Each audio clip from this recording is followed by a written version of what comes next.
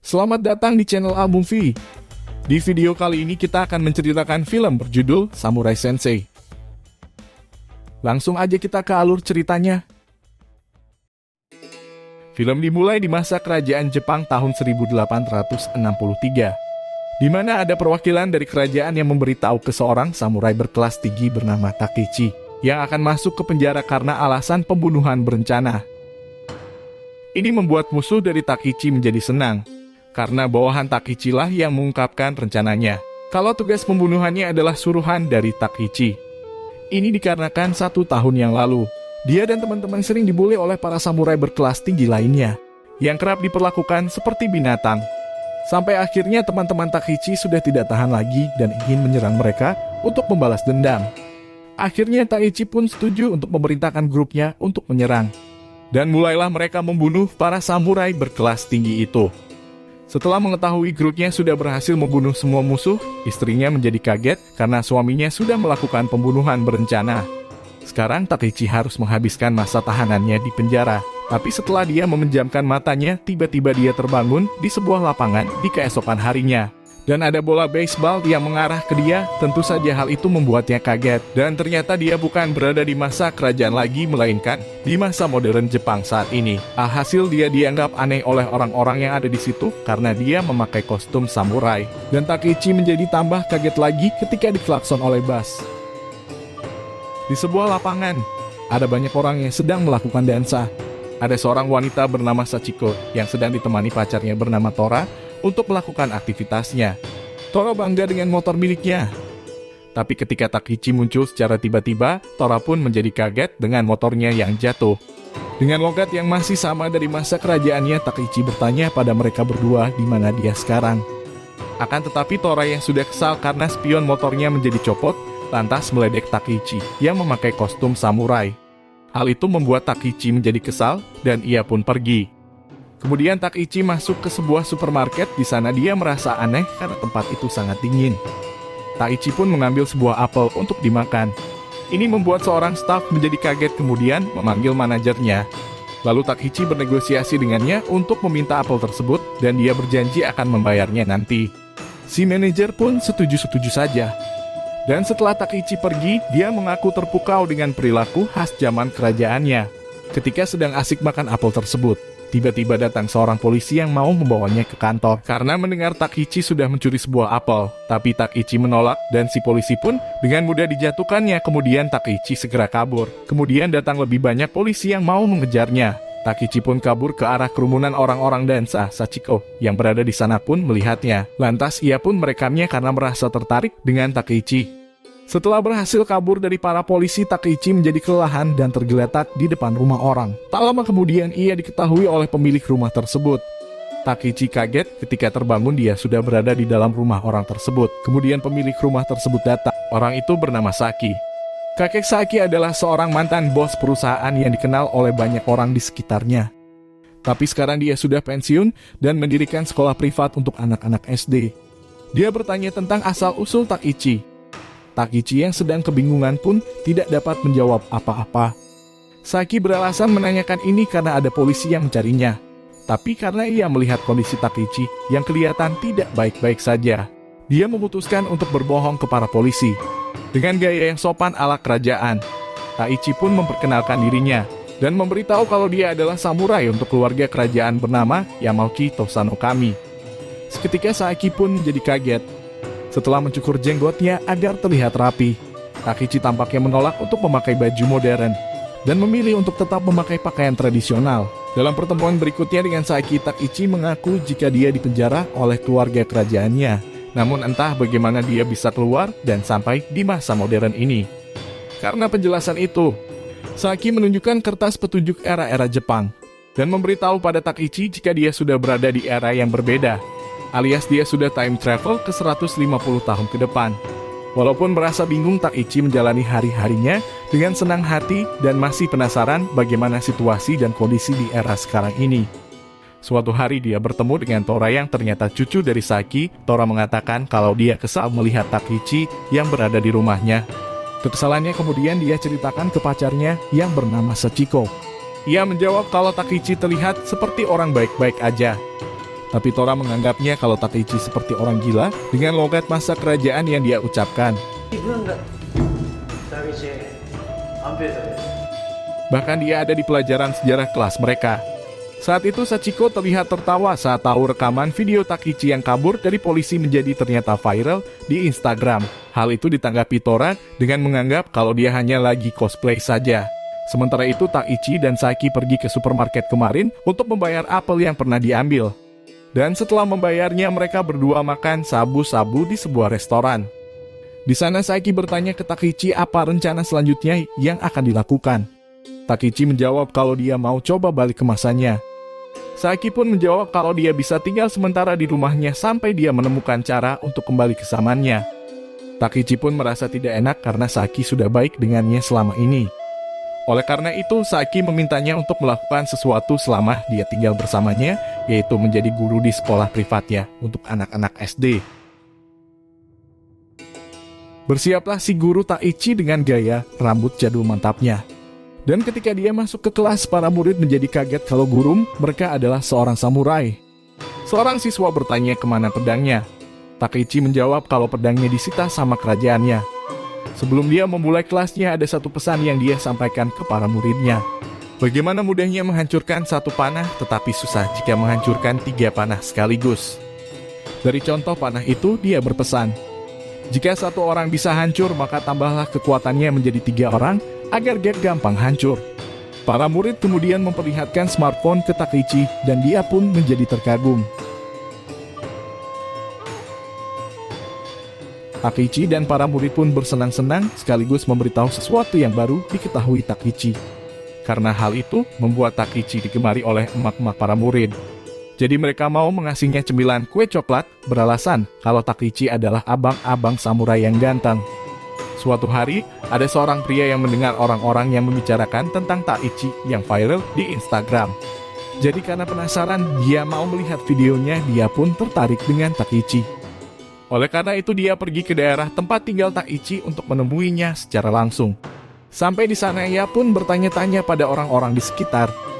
Sementara itu Takeichi sedang dikerjai oleh Sachiko yang mau menyerangnya dan membuat dia menjadi terkagum. Jadi dia mau mengajaknya berbelanja bersamanya dengan alasan ingin membuatkan makan malam untuknya. Setelah berbelanja dan pulang, Sachiko menjadi terkagum lagi ketika ada mobil Nissan GT-R yang mantap itu di depan rumah mereka. Tapi tidak untuk Takeichi yang menjadi curiga jika ada orang asing yang masuk ke dalam rumah. Oleh karena itu, dia mengambil sebuah sikat lantai. Setelah bertemu sama orang asing itu, jiwa masa kerajaannya menjadi kumat dengan mengeluarkan sikat lantai menjadi pedangnya. Bertarung pedanglah mereka berdua. Sampai akhirnya orang asing itu dikalahkan Takeichi. Orang itu menyuruhnya untuk berhenti dan mengaku jika mereka berdua adalah rekan saat dulu di masa kerajaan. Orang itu bernama Ryoma. Diceritakan jika dulunya dia keluar dari grupnya Takeichi karena melihat grupnya terlalu menghasilkan banyak tumpahan darah. Jadi ia mau coba menyatukan negara mereka dengan caranya sendiri. Dia pun mengucapkan sampai jumpa pada Takeichi di suatu waktu di suatu tempat dan itu adalah janji mereka berdua. Mengetahui ini, Takeichi pun menjadi kaget sekaligus senang karena ternyata rekannya juga time travel ke waktu sekarang ini. Hal ini kemudian diketahui Saki. Kalau Ryoma adalah seorang jurnalis dan mau jalan-jalan dengan rekannya dulu karena sudah lama tak bertemu. Mereka berdua pun pergi ke sebuah tempat di dekat pantai. Yang ditanggapi Takeichi kalau tempat ini masih belum berubah sama sekali. Lalu mereka berdua pergi ke sebuah patung yang ada di sana, yang ternyata ada patung Ryoma, yang dibuat untuk mengenang jasa pahlawannya. Hal ini membuat Takeichi menjadi malu. Tapi ia mengatakan bahwa ada juga patung Takeichi di sebuah bukit yang pernah dia lihat. Ryoma mengatakan bahwa mereka berdua sudah dianggap pahlawan setelah 150 tahun dari masa kerajaan mereka. Dan dia mengetahui hal itu setelah 6 tahun berada di era sekarang ini. Hal ini membuat Takeichi menjadi kaget dan bertanya kenapa mesti tinggal selama itu. Ryoma menjawab bahwa dia mau kembali juga sama seperti Takeichi, tapi dia terjebak di era ini. Pembicaraan mereka berlanjut di sebuah tempat makan, di mana Ryoma memberitahu bahwa sudah tidak ada shogun lagi, dan juga tidak ada samurai lagi di era ini. Kemudian Takeichi bertanya apa yang terjadi dengannya dia setelah dia dipenjara. Ryoma mengaku tahu akan hal itu, yaitu Takeichi memutuskan untuk melakukan harakiri setelah itu, alias bunuh diri untuk menebus kesalahannya. Ini dikarenakan dia dituduh sudah mencemarkan nama baik tuannya. Jadi dia memutuskan untuk menusuk perutnya sendiri. Merasa tidak percaya, Ryoma lalu mengajaknya ke sebuah monumen yang berada di luar. Dan memang benar ada monumen Takeichi, dan tertulis bahwa Takeichi meninggal di sini dengan terhormat. Sementara Ryoma sendiri, dia mengetahui bahwa ceritanya dia dibunuh oleh seseorang 2 tahun setelah Takeichi meninggal. Hal ini membuat Takeichi bertanya apakah ada penjajahan dari negara lain. Dan bagaimana masa depan kerajaan mereka? Karena dia merasa cemas jika para orang asing akan menjajah Jepang. Dengan santai, Ryoma menyuruhnya untuk melihat ke sekitar di mana orang-orang di era sekarang sudah hidup dengan damai.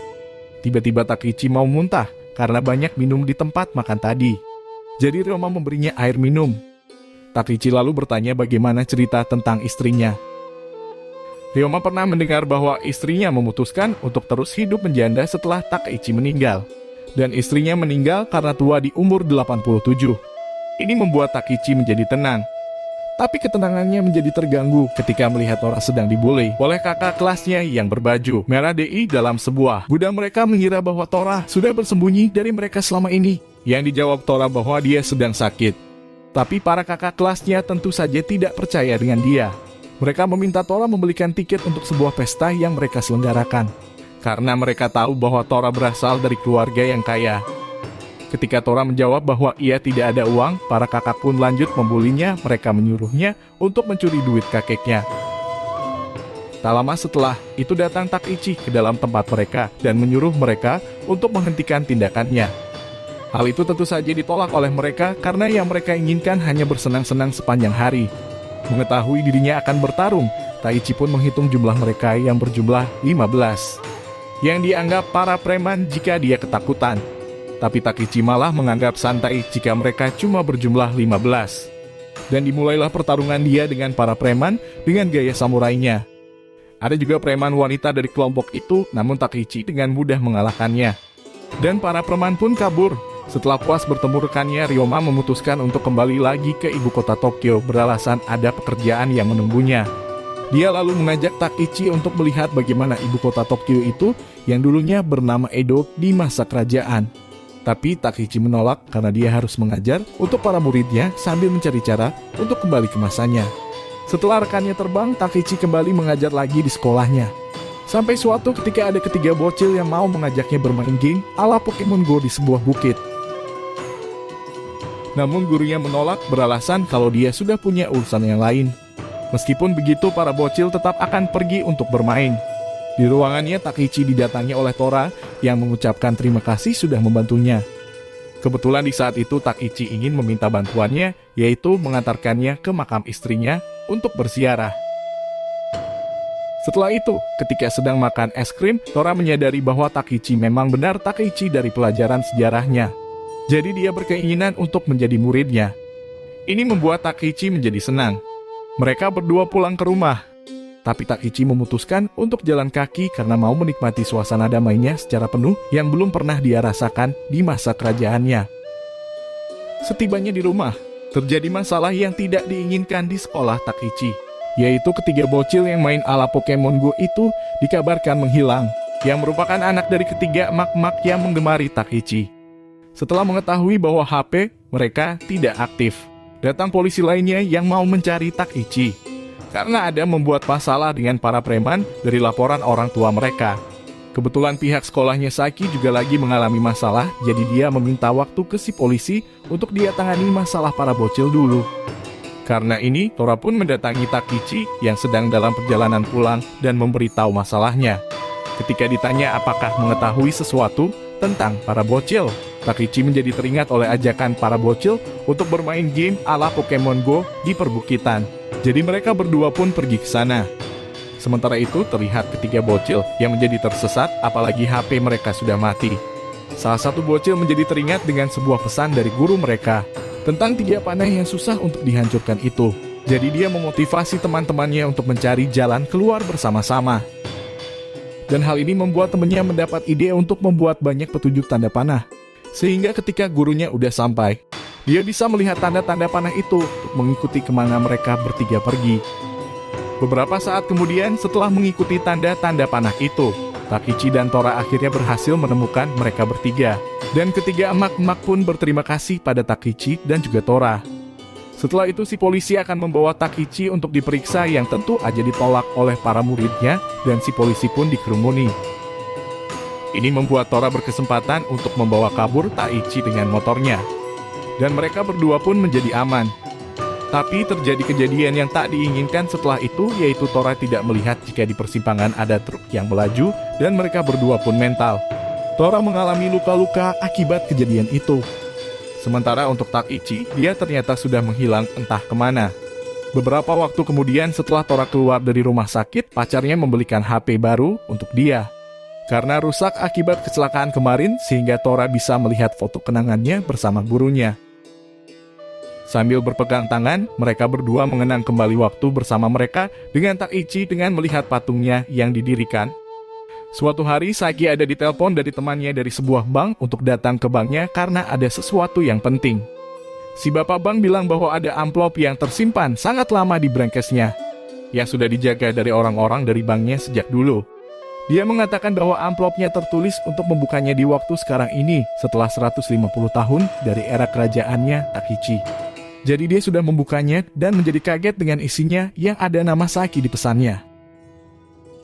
Saiki pun memeriksanya dan ternyata benar saja dari Takichi. Amplop itu berisi gambar Takichi bersama dengan para murid, Saiki, dan Tora di sekolah. Tertulis di gambar itu jika Tora adalah murid terakhirnya yang membuat dia jadi nangis. Ini menandakan bahwa Takichi sudah time travel lagi kembali ke masanya setelah mengalami kecelakaan dan mengubah cerita masa lalu untuk masa sekarang ini. Sekarang di masanya, dia memutuskan melakukan harakiri untuk menebus kesalahannya. Tapi sebelum itu dia menyuruh bawahannya untuk mengirimkan sebuah surat untuk istrinya dan juga sebuah surat untuk Saiki yang akan dia buka 150 tahun nanti. Si musuh kemudian meledek Takichi karena dia tidak akan bisa melihat perubahan mantap yang akan dialami negara mereka. Tapi dia mengaku sudah mengetahui bagaimana Jepang 150 tahun kemudian dan kue coklat dari para emak-emak itu rasanya sangat enak. Bahkan dia sudah mempunyai murid-murid, si musuh pun terlihat bingung dengan apa yang dikatakan Takichi. Film diakhiri dengan Takichi yang memulai ritual harakirinya dan dia pun melakukannya dengan senang hati tanpa menyesalinya. Dan film pun selesai. Terima kasih sudah menonton video ini. Nantikan alur cerita selanjutnya.